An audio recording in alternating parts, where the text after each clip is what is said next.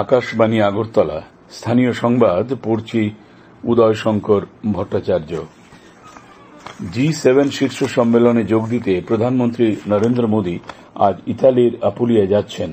আগামীকাল এখানে G7ভুক্ত দেশগুলোর শীর্ষ সম্মেলনের আয়োজন করা হয়েছে। নয়াদিল্লিতে বিদেশ সচিব বিনয় কোয়াত্রা গতকাল সংবাদ মাধ্যমকে জানান, আমন্ত্রিত সদস্য দেশ হিসেবে G7 সম্মেলনে উপস্থিত থাকার জন্য ভারতকে আমন্ত্রণ জানানো হয়েছে। তৃতীয়বারের জন্য প্রধানমন্ত্রী হিসেবে দায়িত্ব গ্রহণের পর এটাই হবে প্রধানমন্ত্রী নরেন্দ্র মোদীর প্রথম বিদেশ সফর। ত্রিপুরা থেকে আজ মধ্যপ্রাচ্যের ওমানে জৈব পদ্ধতিতে উৎপাদিত সুস্বাদু আনারস রপ্তানি করা হবে। কৃষিমন্ত্রী রতনলাল নাথ গতকাল এই সংবাদ জানান। তিনি গতকাল আগরতলার এডিনগরে কৃষি গবেষণা কেন্দ্রের এক পর্যালোচনা বৈঠকে জানান, এখন পর্যন্ত 32.5 মেট্রিক টন আনারস বিদেশে রপ্তানি করা হয়েছে। আনারস ছাড়াও ত্রিপুরা থেকে কাঁঠাল, বেল, তেঁতুল, সাতকরা, লেবু ইত্যাদি রপ্তানি করা হয়েছে।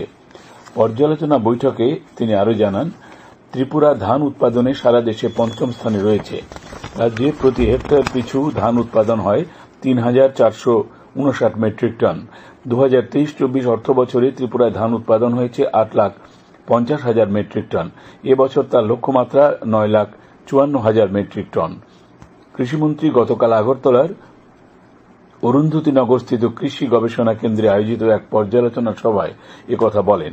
তিনি বলেন, ধান, শাকসবজি উৎপাদনে রাজ্যের সিপাহীজলা, গোমতী এবং দক্ষিণ জেলা স্বয়ম্বর।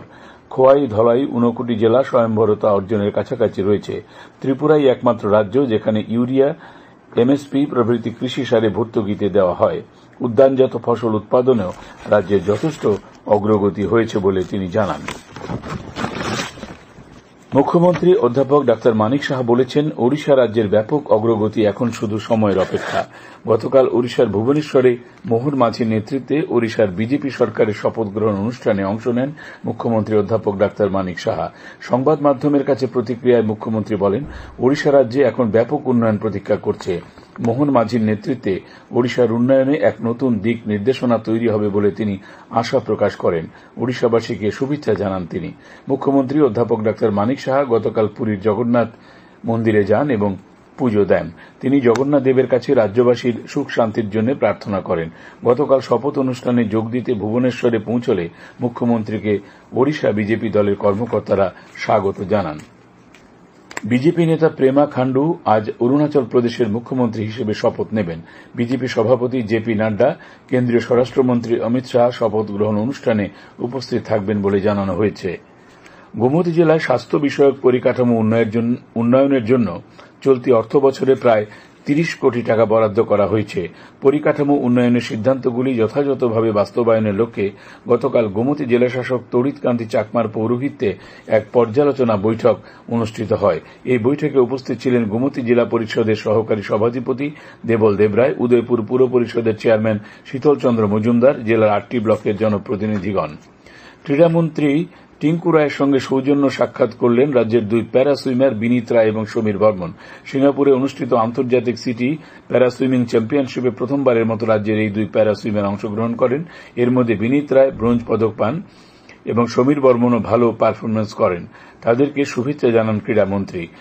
এই 2 প্যারা সুইমারের সাফল্য কামনা করেন। সদরের আন্তঃস্কুল মেয়েদের T20 ক্রিকেটের 2টি সেমিফাইনাল আজ হবে। পুলিশ ট্রেনিং একাডেমি মাঠে সকালে আসাম রাইফেলস পাবলিক স্কুল খেলবে নন্দননগর স্কুলের বিরুদ্ধে। পরে দুপুরে দ্বিতীয় সেমিফাইনালে প্রণবানন্দ বিদ্যামন্দির খেলবে বিদ্যাসাগর স্কুলের বিরুদ্ধে। 15 জুন আসরের ফাইনাল খেলাটি হবে। আজ দুপুর পর্যন্ত আবহাওয়ার পূর্বাভাসে জানানো হয়, আকাশ সাধারণত মেঘলা থাকবে, বজ্রবিদ্যুৎ সহ হালকা মাঝারি ধরনের বৃষ্টির সম্ভাবনা রয়েছে। কোথাও দমকা হাওয়া বয়ে যেতে পারে। আগরতলা এবং তার আশেপাশে গতকাল সকাল থেকে আজ ভোর পর্যন্ত বৃষ্টি হয়েছে 2 মিলিমিটার।